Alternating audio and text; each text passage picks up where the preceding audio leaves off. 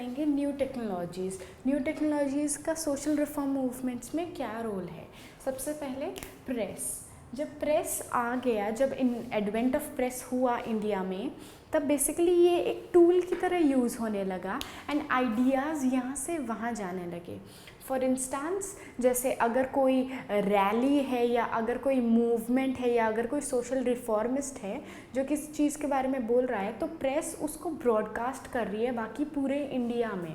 तो पर से अगर दिल्ली में कोई सोशल रिफॉर्मिस्ट किस चीज़ के ऊपर एक रैली होल्ड कर रहा है या एक डिस्कशन होल्ड कर रहा है, तो पंजाब में बैठा एक इंसान वो उस चीज़ को देख सकता है, समझ सकता है और हो सकता है कि वो उस आइडिया से एग्री करे। आगे टेलीग्राफ। पहले के टाइम पर अगर कम्युनिकेट करना हो तो काफ़ी प्रॉब्लम होती थी, बट जब से टेलीग्राफ का एडवेंट हुआ तब से आइडियाज़ बहुत इजीली एक जगह से दूसरे जगह फ्लोट करने लगे।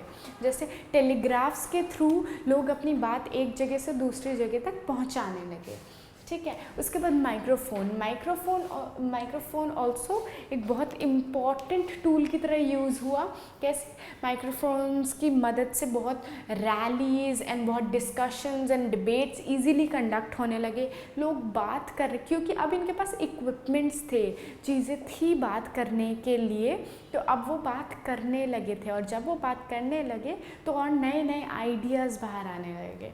उसको स्टीमशिप एंड रेलवेज़, इनका सबसे बड़ा योगदान ये है कि पहले अगर मैं एक सोशल रिफॉर्मिस्ट हूँ और यहाँ मैं दिल्ली में कुछ एक सोशल रिफॉर्म कर रही हूँ, अब मैं चाहती हूँ कि बिहार के लोग भी मेरा साथ दें सोशल रिफॉर्म मूवमेंट में, तो पहले अगर मुझे यहाँ से बिहार जाना है तो मुझे बहुत टाइम लग जाता था।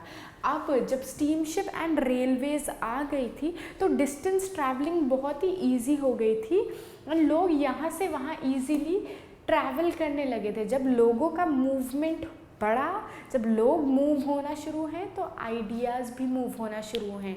यहाँ के आइडियाज़ वहाँ जाने लगे, वहाँ के आइडियाज़ यहाँ आने लगे।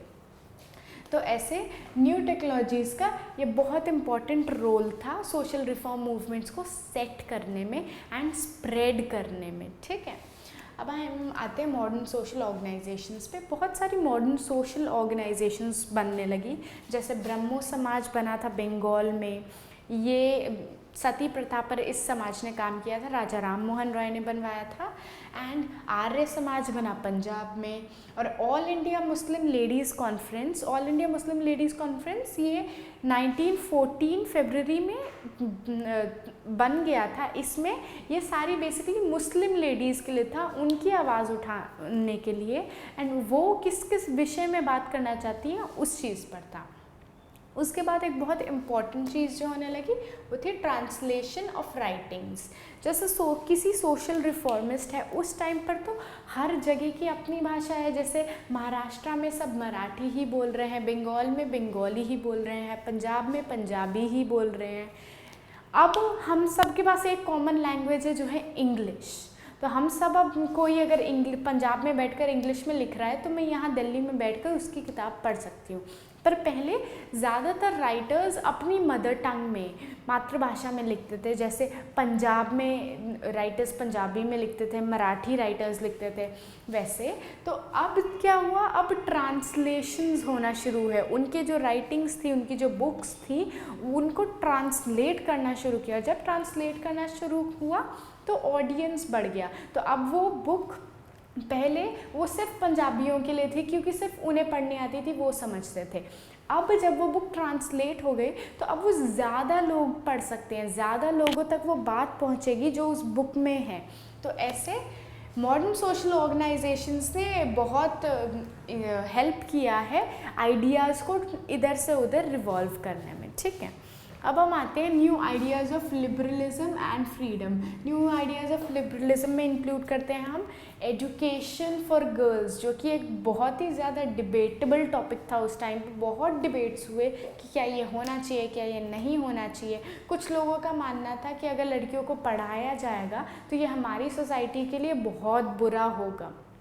कुछ लोगों का मानना था कि इक्वालिटी होनी चाहिए और उन्हें पढ़ाया जाना चाहिए। तो ज्योतिबा फूले ने पहला स्कूल फॉर वुमेन खोला पुणे में, ठीक है। उसके बाद आते हैं कि सोशल रिफॉर्म जो मूवमेंट्स थे वो बहुत लोगों के लिए बहुत अलग अलग थे। कुछ लोगों के लिए अपर कास्ट और मिडिल क्लास वुमेन की प्रॉब्लम्स थी, कुछ लोग लो कास्ट डिस्क्रिमिनेशन पे काम करते, कुछ लोग जेंडर बायस पे काम कर रहे थे। तो ऐसे अलग अलग लोग अलग अलग चीज़ों पर काम कर रहे थे। जैसे Jahanara Shahnawaz all India Muslim league conference में उन्होंने पॉलीगैमी क्या होती है? पॉलीगैमी होती है जब एक व्यक्ति एक लड़की से ज़्यादा लड़कियों से शादी करे, जैसे 2-3 मैरिजेस मुस्लिम्स में अलाउड होती हैं, उसी को पॉलीगैमी बोलते हैं। पॉलीगैमी के ऊपर बात किया था जहानारा शाहनवाज ने। उन्होंने ये स्टेट किया था कि कुरान पॉलीगैमी को सपोर्ट नहीं करता है, और उन्होंने पर्दा सिस्टम के भी खिलाफ बात किया था। ये सब सोशल आइडियाज़ जो रिवॉल्व होने लगे थे ये उनकी वजह से होने लगा। उसके बाद ब्रह्मो समाज ने सती प्रथा के खिलाफ आवाज़ उठाई। अब जब ब्रह्मो समाज ने सती प्रथा के खिलाफ उठाई तो कुछ लोगों ने उसका काउंटर बनाया धर्म समाज क्या था? धर्म समाज ने कहा कि नहीं, सती प्रथा हमारे शास्त्रों में है, हमारे वेदों में है, तो ये रहेगा, हम इसे नहीं हटाएंगे। तो बेसिकली ब्रह्मो समाज को काउंटर करने के लिए ब्रह्मो समाज के ऑपोजिट बनाई गई थी धर्म समाज के लोगों ने ब्रिटिश इंडिया के ऑफिशियल्स को पिटिशन भी फाइल की कि वो हमारे ये जो रिलीजियस बिलीव्स हैं, हमारे ये जो वेदों में और कुरानों में हमारे ट्रेडिशंस लिखे हैं, उनके साथ छेड़छाड़ नहीं कर सकते। तो ये था धर्म समाज और ब्रह्मो समाज। ठीक है।